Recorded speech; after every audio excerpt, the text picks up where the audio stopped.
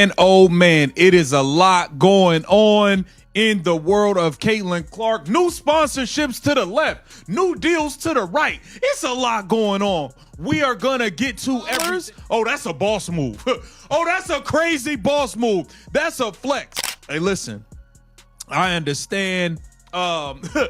You got Nike deals. You got freaking PGA Golf Tour, Live Golf Tour. You got hockey sponsor. I know you got a lot going on, but to turn down 15 M's. When Caitlin Clark stared a $50 million offer from the commissioner in the eye and responded, "Nah, I'm good," the WNBA had a collective meltdown, with people acting like toddlers denied sweets at the register. If you were to drop that amount of money on the table, it would immediately slide back like a lousy Uno card. Haters are boiling, fans are yelling, and the commissioner most likely needs treatment after this. This is the mayhem that no one anticipated, so fasten your seatbelts.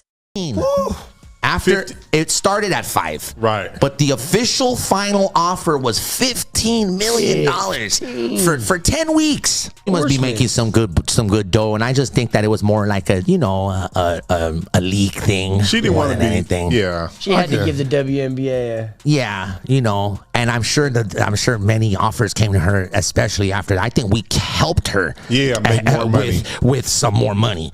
If anything, you got a name like Ice Cube offering you $15 million on publicly, man. You got all that. That's all you need. That's all you need for the other 5 and the other 5 and the other 5 to come together. Reality TV producers are envious of the upheaval that recently befell the WNBA. Imagine the commissioner, seated across from Caitlin Clark, negotiating the largest contract in league history, a $50 million deal, and anticipating cheers, confetti, and perhaps even a moment of shock-induced fainting. Rather, Caitlin shrugs, looks at it, and essentially says, "Cute offer, but no thanks." The meltdown started at that point. The league did more than simply respond. They exploded. Imagine toddlers in Walmart who have been informed that the toy section is closed. Unrivaled. If y'all thought a few million and some equity was going to get her to show up and play in your league, you got another thing coming. I said it. If Unrivaled want Caitlin Clark, y'all, a minimum of 10 million plus like 50% ownership of the whole league. That's where we start. That's the starting negotiation point. I might have undersold her, y'all. I might have undersold Caitlin Clark. Look at... You must now go back in time and examine Caitlin Clark's ascent in order to comprehend why her rejection ignited the internet. She is more than just a basketball player. She entered collegiate basketball courts, made threes from a parking lot, and turned opponents into supporting cast members in her highlight reel. She is the human cheat code. Not only did fans attend her games, they nearly begged for tickets to the standing room. Is on welfare, okay? If they weren't on welfare, then the league would fold and there would be no women's basketball. And that is basically what has been revealed in this bombshell report about the WNBA being on track to lose roughly $50 million this year. $50 million, which is significantly more than the WNBA had been losing on a yearly basis in the past. Now, again, this is a little bit surprising because of the explosion in popularity of the WNBA due to Caitlin Clark, okay? But once we get into the details, it's not really all that surprising. But at the same time, reports like this kind of drive home the point that reasonable people have been trying to make about the WNBA. She wasn't a rookie when she joined the WNBA. She was economical. Sales of merchandise surged. The cost of tickets increased dramatically. With the exception of the friendship bracelets, whole venues now resembled Taylor Swift concerts. Naturally, the WNBA decided to sign her to a huge contract. $50 million. The league has never even mentioned such a sum of money before. In the past, WNBA players have struggled to make ends meet on contracts that wouldn't even cover the sneaker budget of an NBA rookie. Right. Recent report dropped that the Big Three reportedly offered Caitlin Clark 15 M's for 10 games, but she declined. Crazy. Her endorsement deals must be pretty decent for her to willingly turn that down, because we know her WNBA salary is nothing to brag about. But For her to do that, I guess I look at it like this. If she were to have accepted that before she even stepped foot on a WNBA court, I could only imagine how they would have treated her. I don't even think she would have made it through half the season. She would have had a season-ending injury. Thus, this transaction involved more than simply cash. The league was writing a desperate love letter. "Please, Caitlin, don't leave us," it cried. "You are more important to us than oxygen."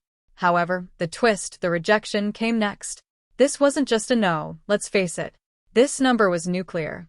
The kind of rejection that causes the person giving it to abruptly reevaluate all of their decisions in life.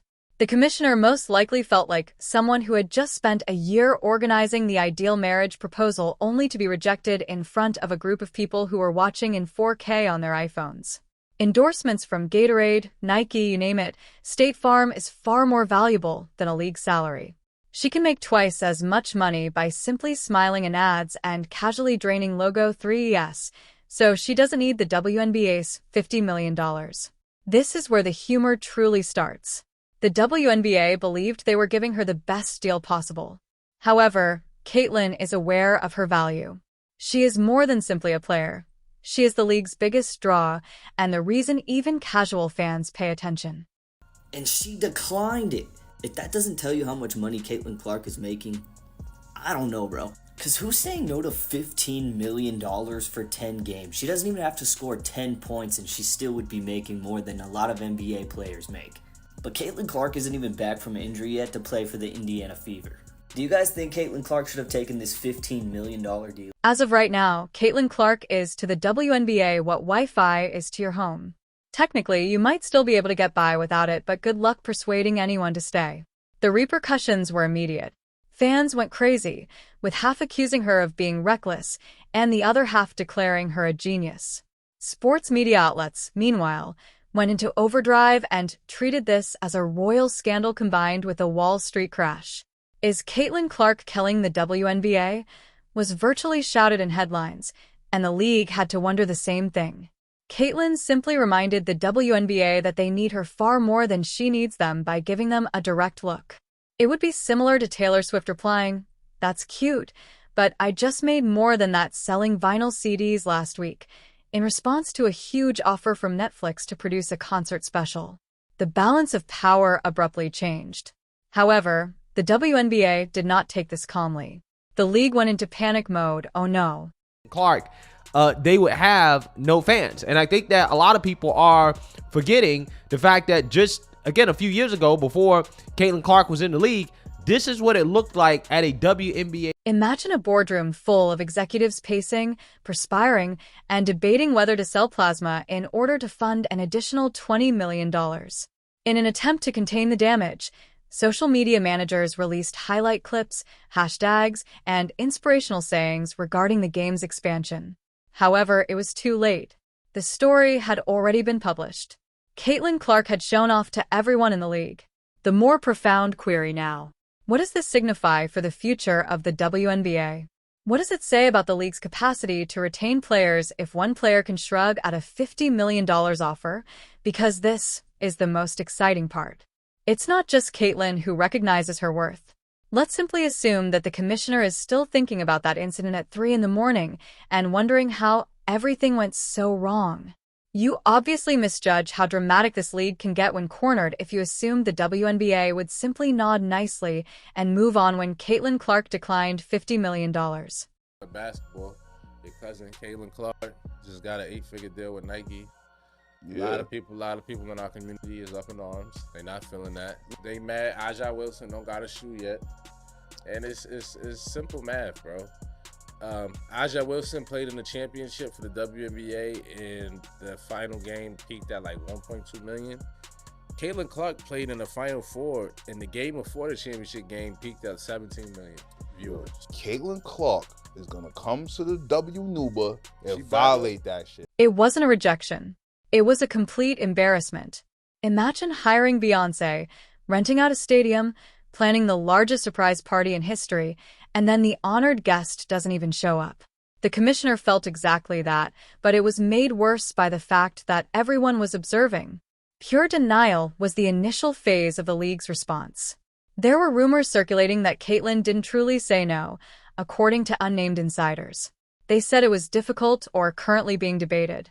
Translation: the WNBA was rushing to save face more quickly than a teenager attempting to clear their browser's history before their parents entered. Then came the rage, but to those who were watching, it was a tactic. While everyone else was still struggling with the checkers box and, the memes, Caitlyn was playing chess. Social media had a blast. Videos of the commissioner perspiring during news briefings were shared, along with remarks such as, "When you realize your entire business model hinges on one 22-year-old. Some made up fictitious WNBA advertisements that said, "Please, Caitlyn, we'll even throw in free snacks for life." It was amusing but brutal.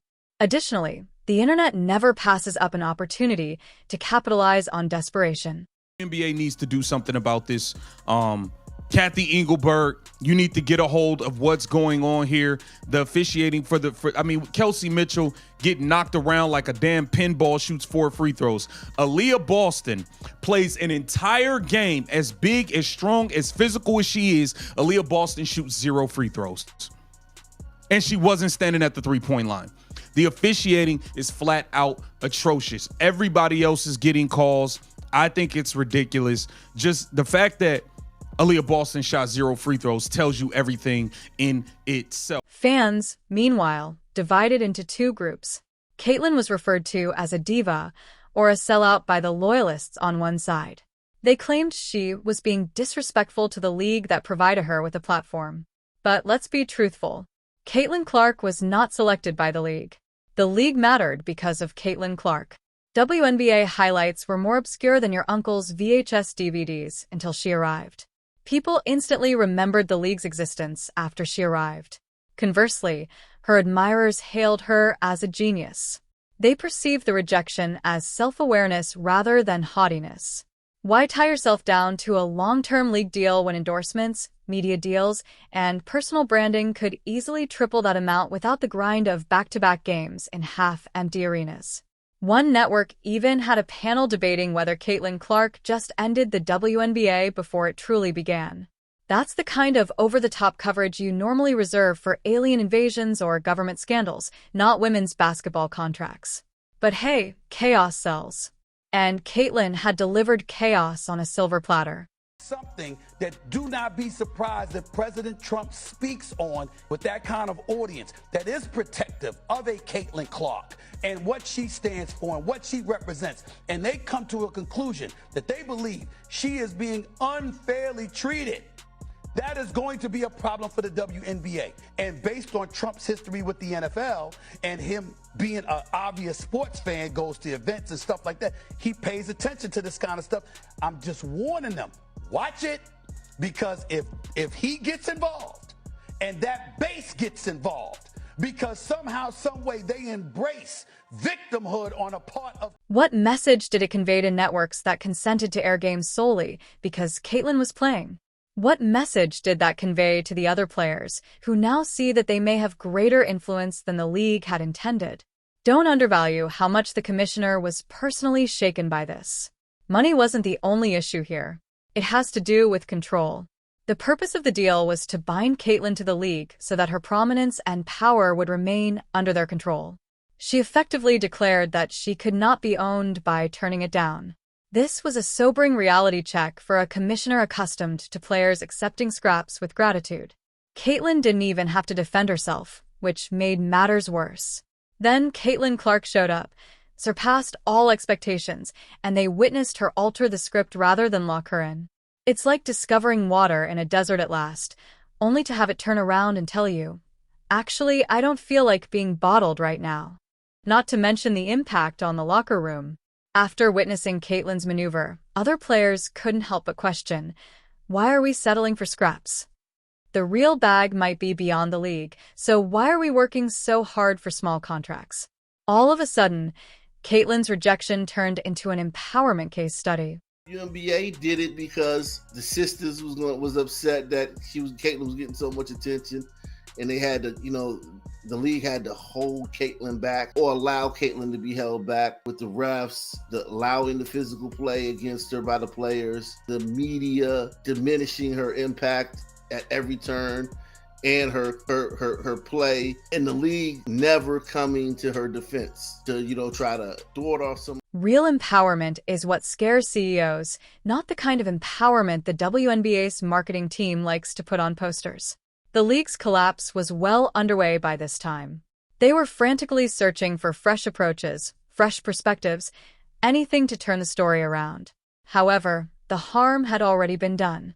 Caitlin Clark had demonstrated that the commissioner's office, the boardroom, and even the broadcast agreements did not control the balance of power. It was up to her, and she had no trouble turning down $50 million to prove it. This is the part that hurts the WNBA the most. Caitlin Clark didn't turn down $50 million because she secretly despises basketball, or because she felt humiliated, or because she chose to try out for Dancing with the Stars after waking up one morning. She is already receiving large sums of money from endorsements. Nike essentially unveiled the red carpet. State Farm undoubtedly has her number on fast dial for advertising, and Gatorade certainly has her face emblazoned on a warehouse full of bottles.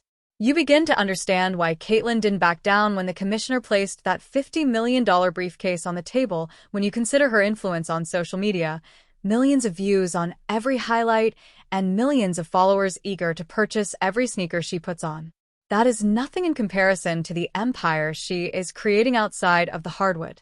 WNBA hates Caitlin Clark. She is a white girl in a predominantly black league who's better than all of them. Even with everything that's going right now with the pay us what you owe us shirt, you saw Kelsey Plum at the end of it, tattletale basically, and bring out Caitlin Clark about her team not being there. So there's always... It was perceived by the league as a power maneuver. It became a punchline thanks to Caitlin. Her brand was unaffected by turning down $50 million. She grew larger as a result. She was more than just a famous athlete all of a sudden. The player who made the WNBA appear desperate was her. "I don't need your record-breaking offer," she boldly declared. "I have more ambitious intentions." Furthermore, leverage is the most attractive factor in the sports world. Now, let's zoom out for a second. This is more than one contract. This relates to women's sports future. And the blueprint might have just been established by Caitlin Clark. Female athletes have been encouraged for decades to smile for the cameras, be thankful for any scraps they are given, encourage the game's expansion, and never raise concerns about the salary disparity. That whole playbook was just destroyed by Caitlin. By declining what appeared to be the largest offer in WNBA history. Every athlete in attendance was reminded by her that leverage pays the bills, not thankfulness. Furthermore, this is not a gamble. Caitlin Clark is the gunslinger who enters a town knowing she already owns it, and endorsements are the Wild West. The irony is nearly excruciating. With this agreement, the WNBA believed they were safeguarding their future. In actuality, they made clear how precarious that future is. Because what happens if other celebrities choose to test their value as well, if one player can turn them upside down with only one rejection?